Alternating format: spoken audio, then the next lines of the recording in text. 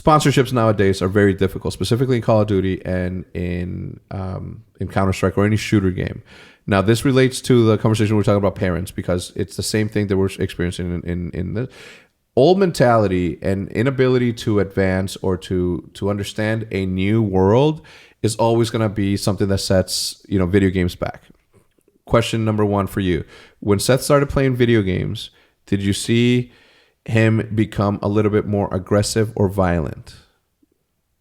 No. Okay, right. Absolutely no. Obviously, right. Obvious. Yeah, no. Definitely no. Those are one of the things, right? That people still to this day are like video game violence. Sure. It just makes no sense, right? No. They're like, sometimes they're like, well, the person that caused this, the person that got into a fight or caused this brawl plays Call of Duty.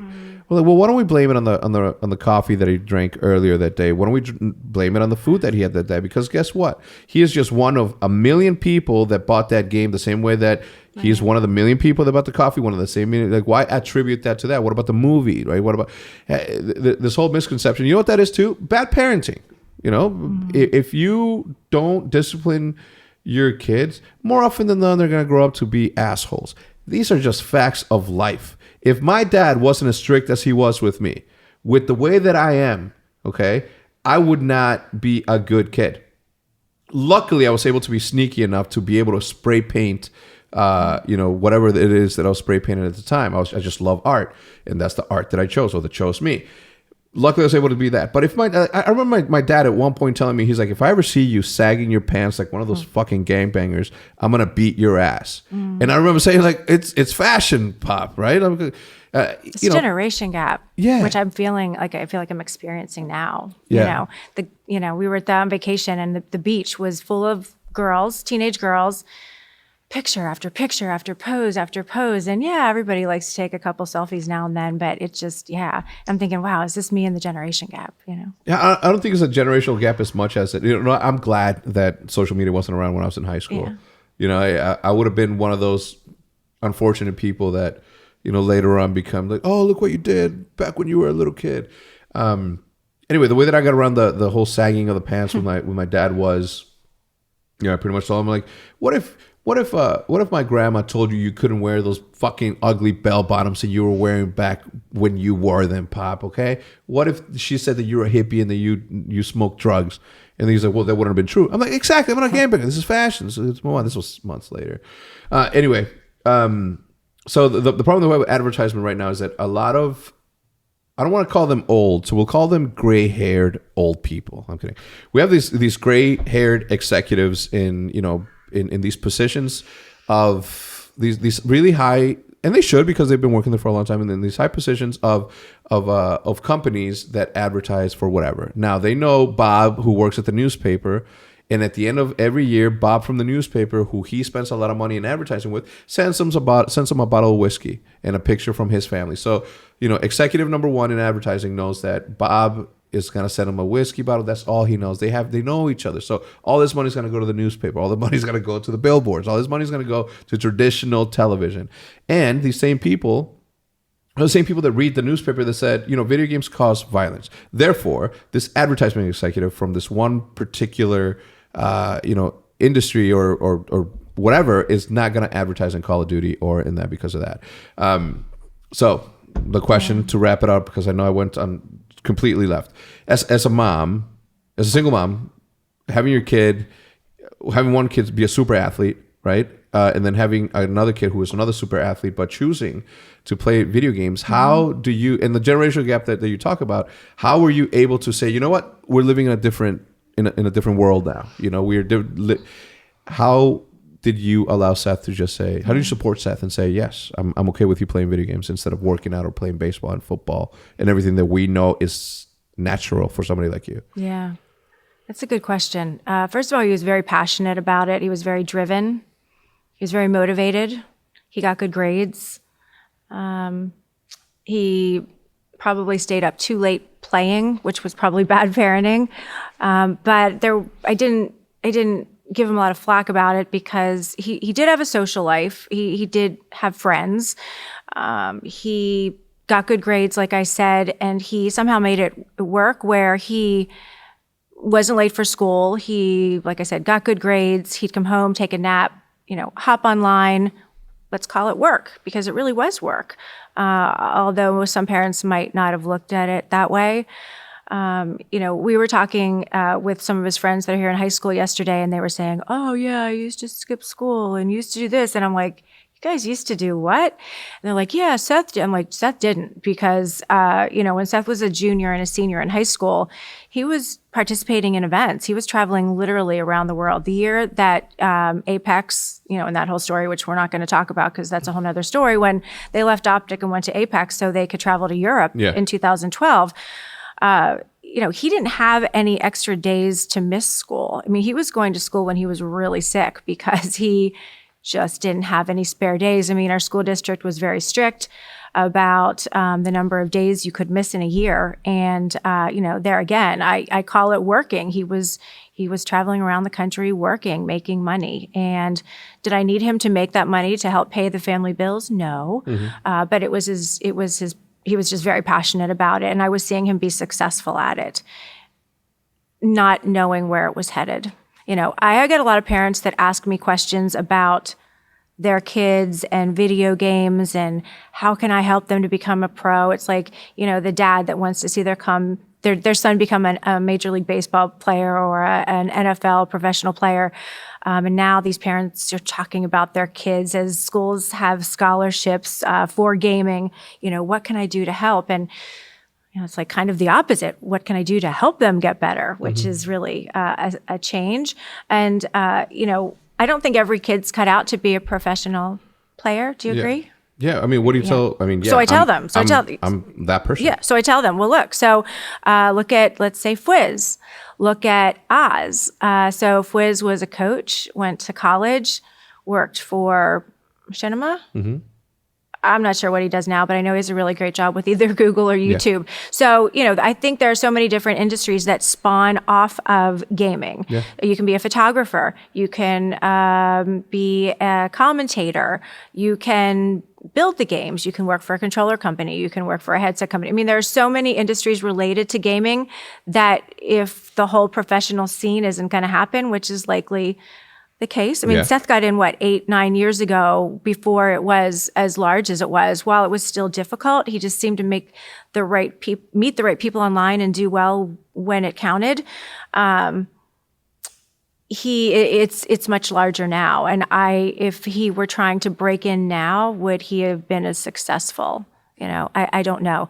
So, if your child's playing a lot of games and they're just hell bent on competing and being a pro, okay, there's a lot of different ways they can compete online or at events in their town or go to an event like this where they have, amateur tournaments on the side. But there might be something else in the industry that they can do to participate if that's what they really love.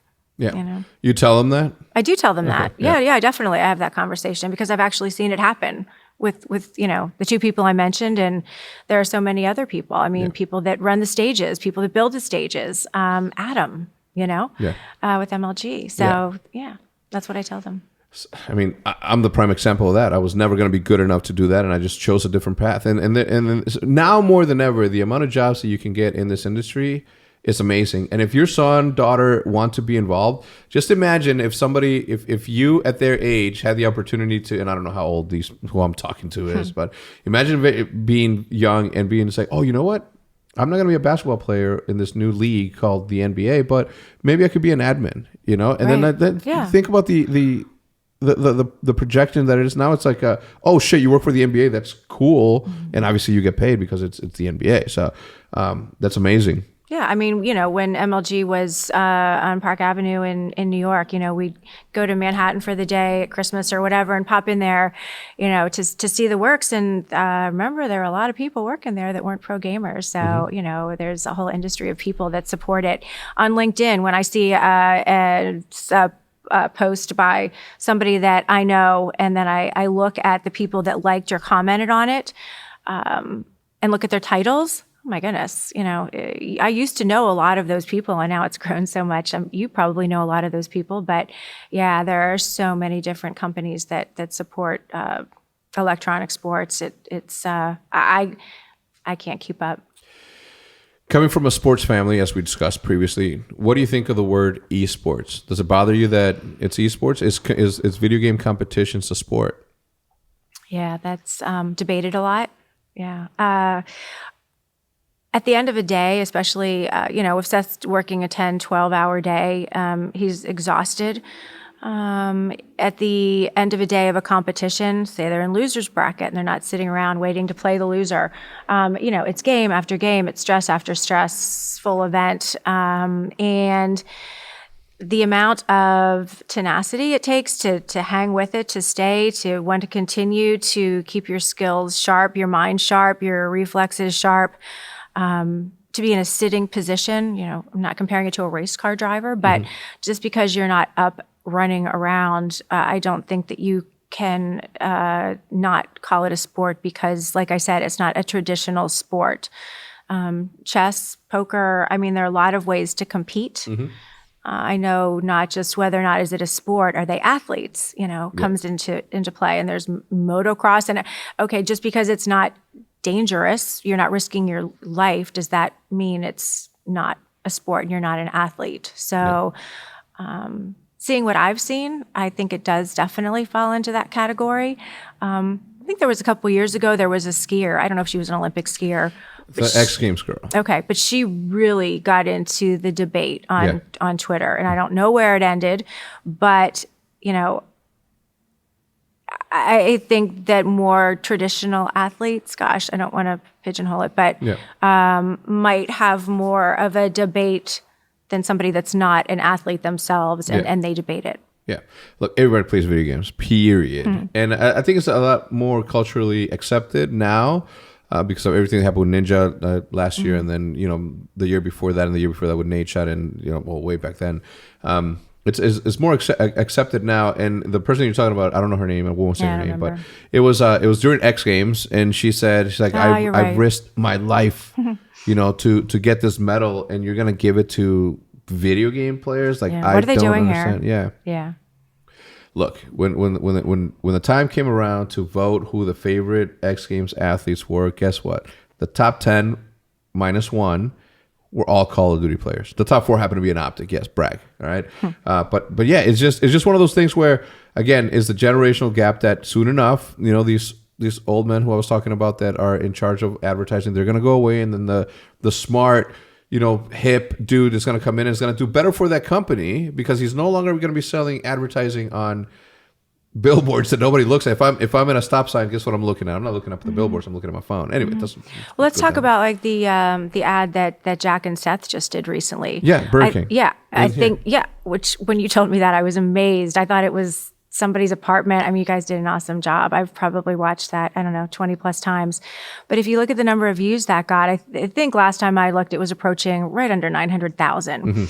And then if you look at some of the other ads or other types of sports that they used to advertise the brand, those views didn't come close. Right. So, I see more mainstream advertisers, coming into the scene, and I know that you're a part of that, and I don't know how you get these people's attention to make them see, but if you can't see the number of views that an ad like that gets because of the generation that's using that product and on the internet that see it as opposed to running commercials on TV, it just seems like they go hand in hand. Yeah.